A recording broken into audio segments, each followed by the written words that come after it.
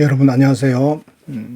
오늘은 나의 삶에 들어온 사람들에 대한 마음, 이런 주제로 여러분과 이야기를 나누고 싶습니다. 사람의 만남을 인연으로 표현합니다. 한자로 인할 인과 가장자리 또는 연결을 의미하는 연으로 이루어져 있습니다. 내가 살면서 만나는 인연이 연결되는 사람들을 어떻게 대하고 영향을 주고받는가 하는 것이 인생에서 참 중요하다고 하는 것은 제가 설명하지 않아도 되겠죠. 키에르케고르가 이런 말을 했네요. 인간 행복의 90%는 인간관계에 있다고 합니다. 저는 개인적으로 사람들을 연결하고 또 많은 인간관계를 유지하려고 애쓰고 또 그분들에게 저희 삶의 지지나 응원을 부탁하는 그런 성격은 좀 아니라서 그리 복잡한 연을 만들지는 못합니다. 그러나 현재 만나고 있는 분에게는 할 수 있는 또는 마땅히 해야 하는 마음에는 정성을 쏟는 편입니다. 한 사람이 평생 만날 수 있는 사람의 수는 얼마나 될까요? 저는 지적 정서적 호기심이 많아서 이런 것에 관심이 좀 있습니다. 그 수는 다양한 요인에 따라 천차만별인데 현대는 통계학적 연구와 사회학적 연구를 통해서 대략적인 추정치와 그 의미를 짚어볼 수 있다고 합니다. 인연 그리고 만남의 정의가 모호할 수 있지만 일반적으로 얼굴을 알고 짧게나마 상호작용한 적이 있는 사람을 기준으로 하면 다음과 같습니다. 일상적인 교류를 하는 사람의 수를 던바의 수, 던바스 넘버라고 하는데 영국의 인류학자 로빈 던바는 인간이 안정적인 사회적 관계를 유지할 수 있는 인지적 한계를 연구했습니다. 그 연구에 따르면 한 사람이 의미 있는 관계, 즉 상대방이 누구인지 알고 관계 역사와 특징을 기억할 수 있는 정도, 이런 것들을 맺을 수 있는 최대 인원은 대략 150명이라고 합니다. 이는 친구, 가족, 가까운 동료 등 주기적으로 연락하고 관계를 유지하는 사람의 수와 비슷합니다. 이는 어디까지나 연구에 의한 평균적인 숫자이므로 사람마다 다를 수 있지만 의미가 있어 보입니다. 던바는 또 더 세분해서 아래와 같이 구분하였습니다. 배우자, 가장 친한 친구 등 극히 소수의 매우 가까운 사람들은 한 5명 내외가 되고요. 또 먼 가족, 친한 친구 등 정기적으로 소통하고 도움을 주고받는 사람들이 한 15명 되고 친분이 깊고 자주 만나는 사람들은 50명 정도 되고요. 그리고 얼굴과 이름을 알고 간헐적으로나마 교류하는 사람들까지 합치면 150명. 그래서 던바의 숫자가 나온답니다. 어때요? 여러분도 대략 이런가요? 물론 이 숫자는 평균적인 추정치이고 개인의 성격, 직업, 사회활동 정도에 따라 달라질 수 있습니다. 사람 일생 동안 평생 스쳐가는 사람은 작게는 수만 명에서 많게는 수십만 명 이상이 된다고 합니다. 비록 스치는 사람들이라 하더라도 작은 배려를 할 수 있는 마음은 참으로 사회를 밝게 할 수 있다고 생각합니다.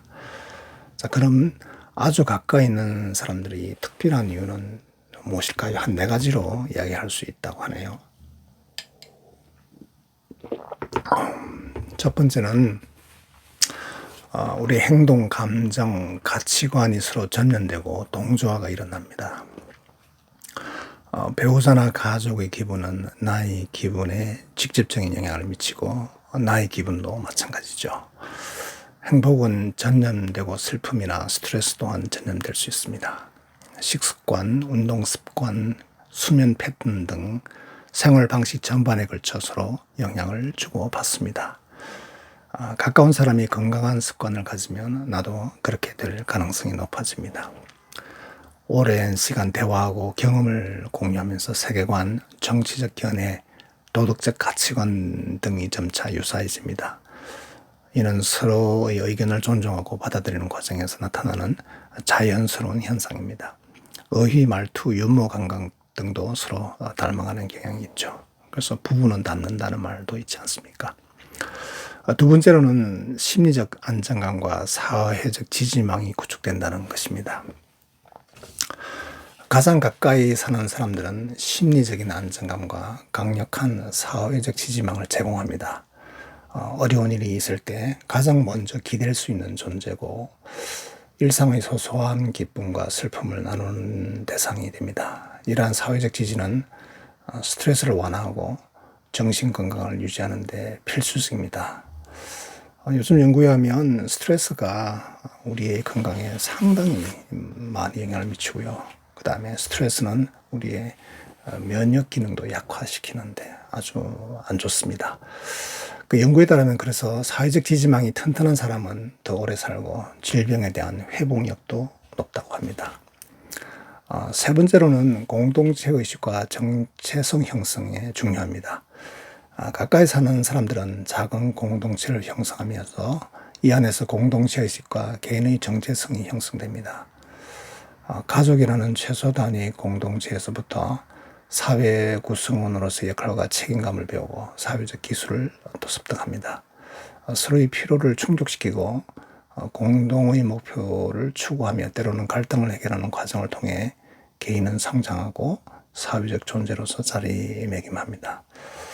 네 번째는 우리가 보통 생각하지 않는데 참으로 중요합니다. 이것이 뭐냐면 미생물 공유 및 생물학적 유대감 형성입니다.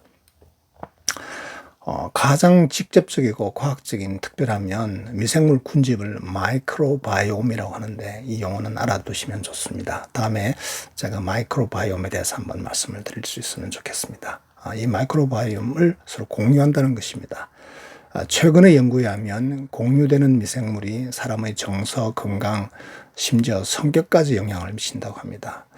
학교 기숙사에서 누가 같이 생활했는가, 군대 막사에서 가장 가까운 관계는 역시 한 공간에 오래 사는 가족이겠지요. 그러나 친구나 직장 동료와의 대화를 통해서도 호흡이나 피부나 장내 미생물이 서로 전이될 수 있습니다.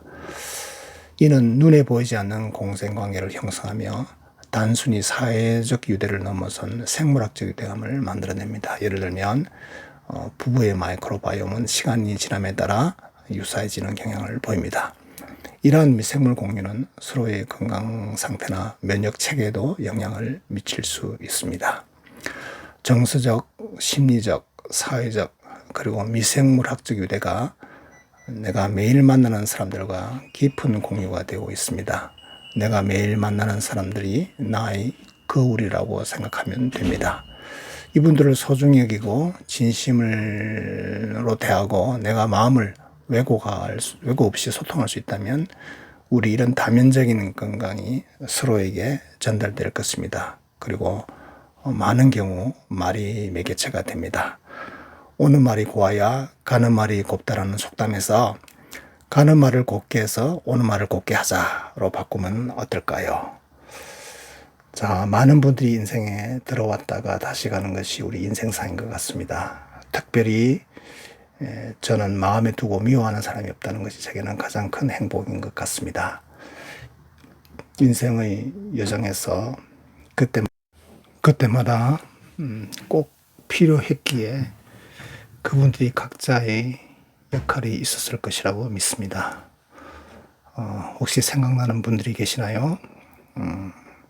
그분들을 기억하면서 그분들의 행복을 빌어줍시다. 여러분, 나의 삶에 들어온 사람들에 대한 따뜻한 마음, 진실된 마음으로 우리 인생을 더욱더 풍부하고 행복하고 아름답게 만들어가면 좋겠습니다. 여러분, 다음에 또 뵙겠습니다. 안녕히 계세요.